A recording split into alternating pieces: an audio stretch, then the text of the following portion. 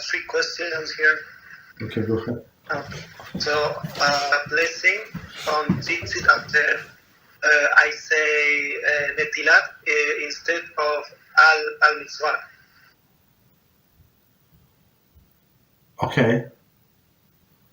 For example, I say sometime I was wrong with the blessing. I say Baruch Ata Hashem Asher Kitzanu v'Mitzvotav v'Tzivanu al netilat, and it was a blessing for the seat, not for the washing of. Well, washing of the yeah. So this okay. So that's amazing question.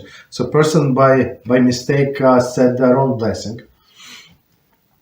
So in this case, we have exactly 1.5 seconds to correct ourselves. So the beginning of the blessing was correct. So you leave it alone. You don't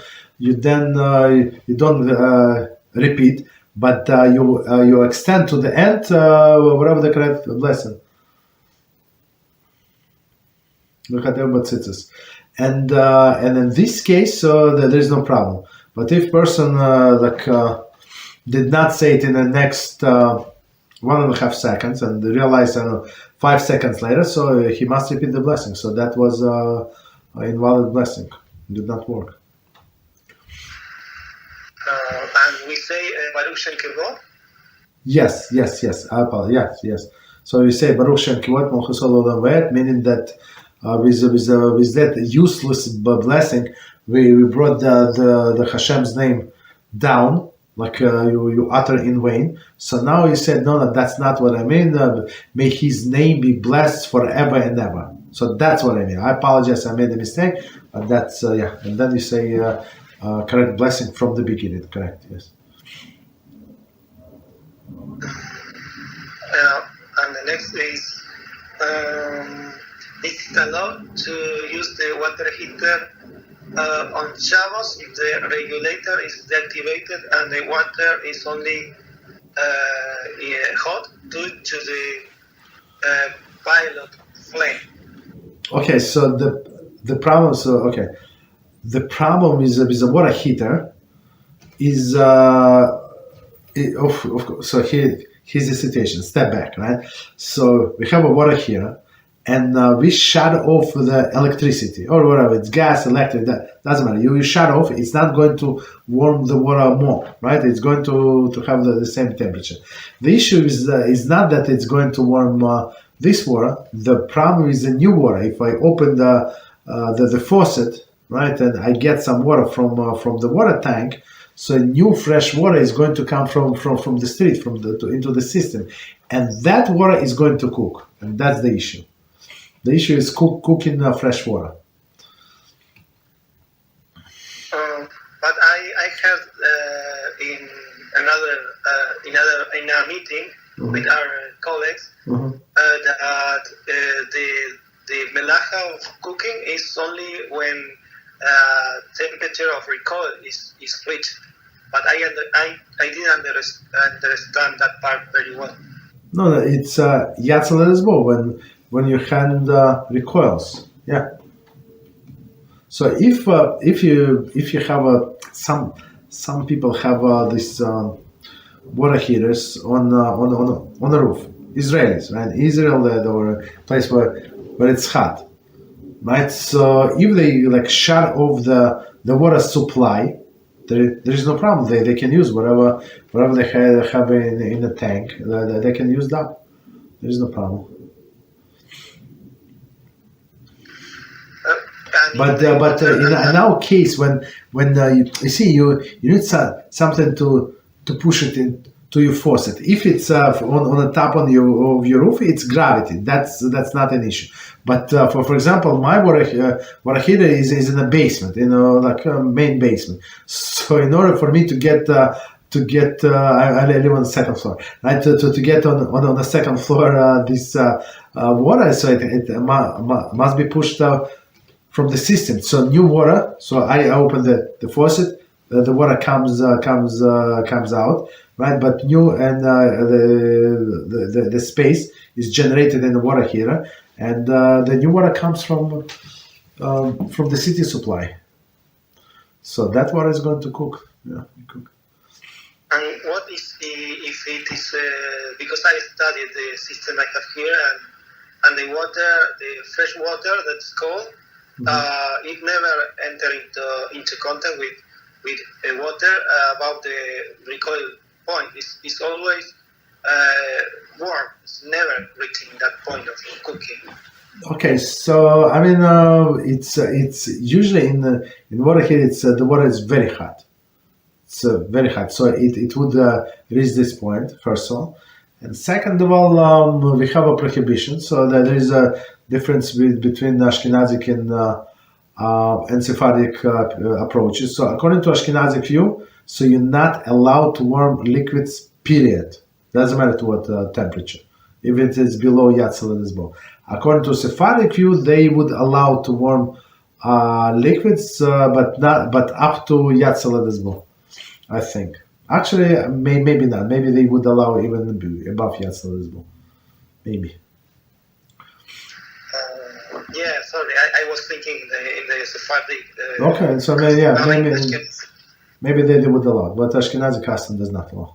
Okay, so the next question is. That's actually one of the things. Somebody asked the difference between Ashkenazi and Sephardic custom. So Ashkenazi always, I don't know exception, but it's always stricter than Sephardic. Okay, go ahead, please. Go ahead. In the case, if it is allowed in Sephardic custom, yeah. But I now it's summer here in my location, and the pilot flame is enough to to heat the water over in 24 hours to the point of recoil. It's very hot in summer. And the pilot flame in that lap of time is enough to heat up the water up to that point. But if I left the sink leaking, the hot water, the next morning or the next day is going to be warm. It's not going to be hot. That would be allowed to use that water. Yes, so that's actually the case. So if somebody to open up the water and it's cooking, so according to Ashkenaz guy, it would be forbidden to close it. Why? Because it's our friend. That's as our friend says. So if as soon as you close it, the fresh water coming to the tanks is going to be cooked. You understand? So if you have this, for example, if you have this luxury to keep the water running, so yeah, you can do that.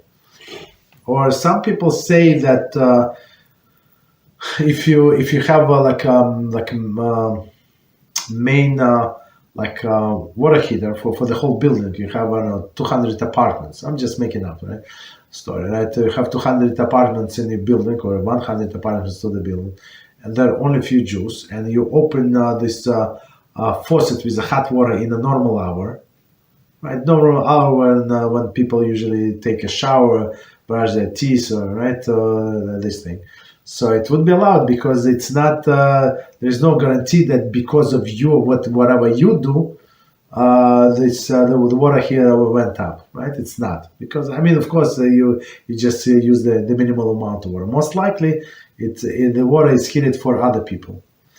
Okay, so look, it's leniency. Some people rely on this leniency.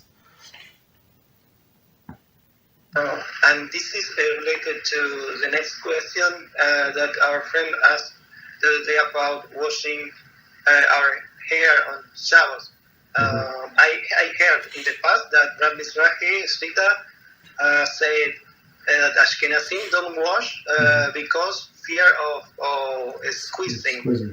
So if not, then we wouldn't be allowed to make any blessing or prayers such as Birkat Amazon, since we cannot have dirt on us when pronouncing the name. So that I wonder if there is any leniency in. I didn't get what is the connection between washing the hair and Birkat Hamazon? I didn't get the connection.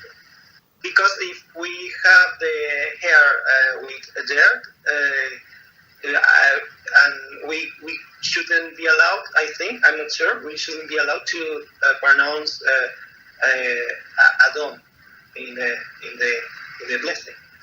If we have dirt on us, if we have dirt.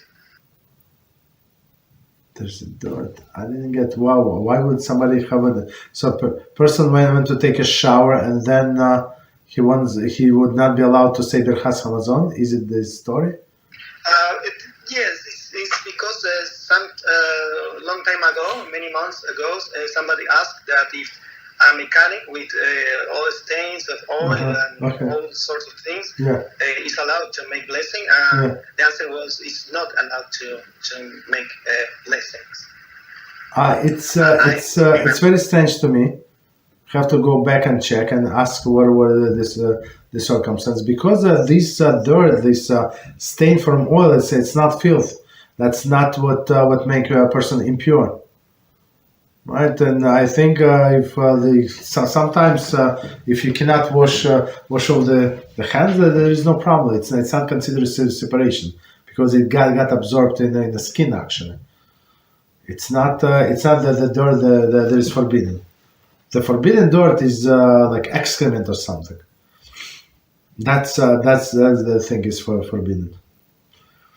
But dirt, like sweat. I mean, even if a person is sweaty, there is no problem whatsoever to say the blessing. Yeah, that would be a good example. What if if there is a body, we have a kind of body that has sweat and that is like dirt for us. It's like uncomfortable. So what would be? There is no problem whatsoever. No problem whatsoever. I mean, if a person touches that body that is sweaty body part, of course we will need to wash our hands before they say blessing, because it is some kind of impurity from the body, right? So it says also just explained that the sweat from the body is actually poisonous. Right, what sweat is not poison that comes from the face, right, from the head. All other like sweat, like it's very very poisonous. So, but it's only it's only impurity if you touch it. If you don't touch it, there is no problem whatsoever.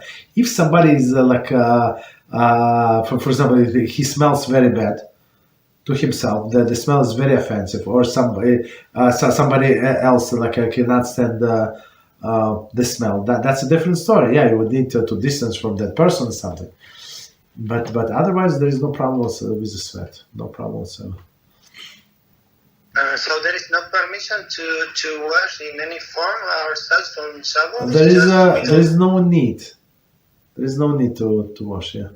So and usually people would not wash with a cold water. So here we go. You put yourself in a difficult situation with a hot water.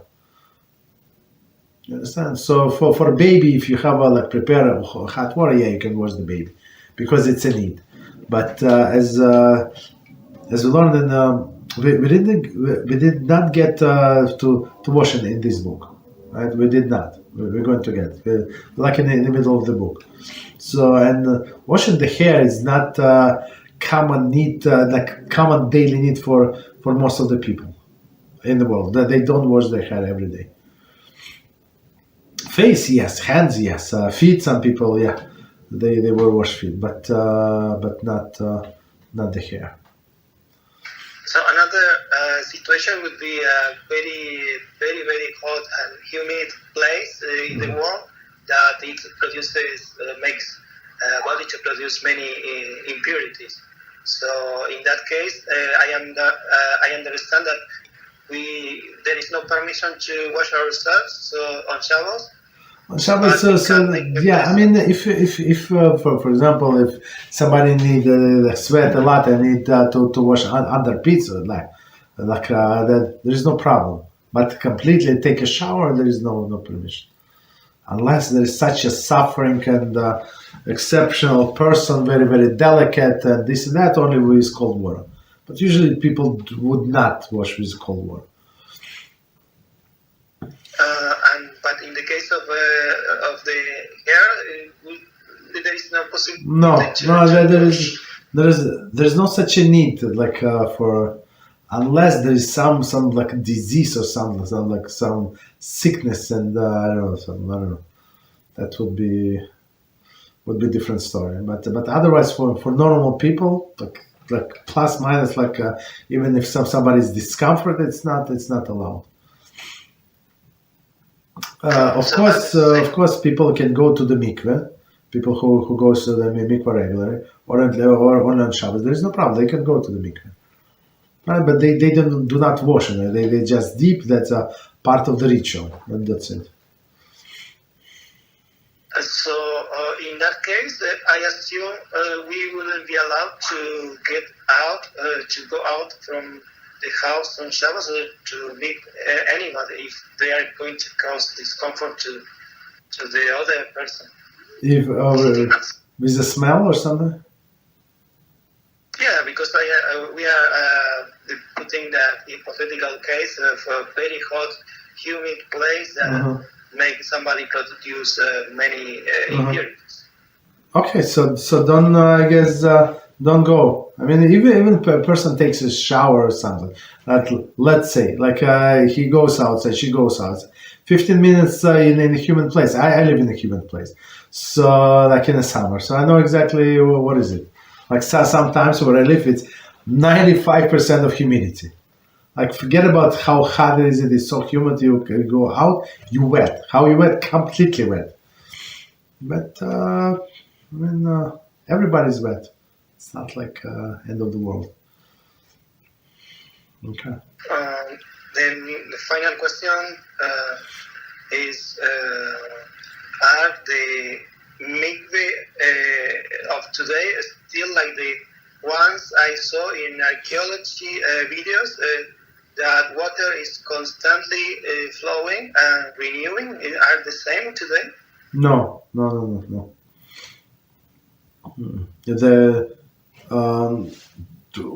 what do they have today? Today they have usually, of course there is exception, but usually they have two pools. One is from rainwater that collected from the roof or something, and or from the bottoms like stream, and one is regular water. Right, it could be from tap water, and then they have a connection pipe between them. So and this connection pipe it makes like this extra water like from the tap. It's like they connected to the water, to the kosher water. So it's like the same because of this pipe.